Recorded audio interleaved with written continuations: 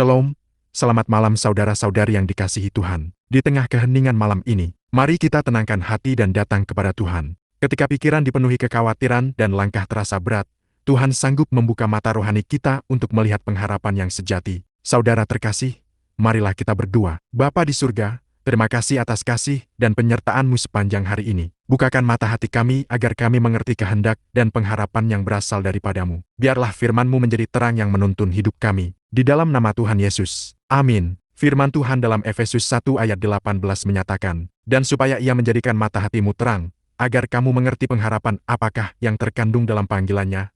Betapa kayanya kemuliaan bagian yang ditentukannya bagi orang-orang kudus." Adapun tema renungan malam ini adalah, ketika Tuhan membukakan mata rohani. Saudara terkasih dalam Tuhan, Rasul Paulus menuliskan doa ini agar jemaat Tuhan tidak hanya mengenal Allah dengan pikiran, tetapi mengalami terang Roh Kudus dalam hati mereka. Mata rohani yang terbuka membuat seseorang mampu melihat hidup dari sudut pandang Tuhan, bukan hanya dari keadaan yang sedang dihadapi. Firman Tuhan dalam 2 Korintus 4 ayat 18 mengingatkan kita untuk tidak berfokus pada yang kelihatan, sebab yang kelihatan sifatnya sementara, tetapi yang tidak kelihatan adalah kekal. Demikian juga Mazmur 119 ayat 105 berkata bahwa firman Tuhan adalah pelita bagi kaki dan terang bagi jalan kita. Ketika mata rohani dibukakan, kita mulai melihat hidup dari sudut pandang Tuhan, bukan hanya dari keadaan atau perasaan kita sendiri. Karena itu, sebelum memasuki hari esok, belajarlah untuk peka terhadap suara Tuhan melalui doa dan firman-Nya. Jangan biarkan kekhawatiran menutup pengharapan yang sudah Tuhan sediakan. Orang yang mata rohaninya diterangi akan tetap memiliki damai sejahtera sekalipun berada di tengah tantangan,